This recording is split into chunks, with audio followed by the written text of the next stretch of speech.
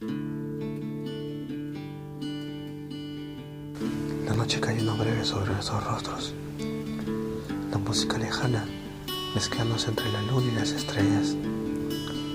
Nuestros ojos sin historia, tu piel, tus manos en un segundo de viajes alrededor del mundo.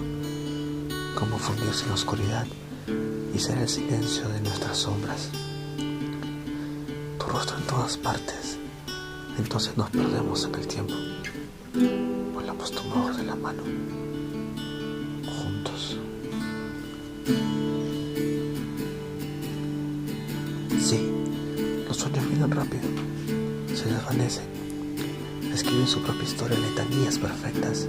De pronto somos castillos de arena resistiendo la furia de las olas. De pronto nuestras pupilas se juntan como arcoíris de dos únicos colores, tiritando. Luego tus labios y yo en silencio escribiendo una canción con cada segundo, con cada fotograma, con cada hebra de tu cabello.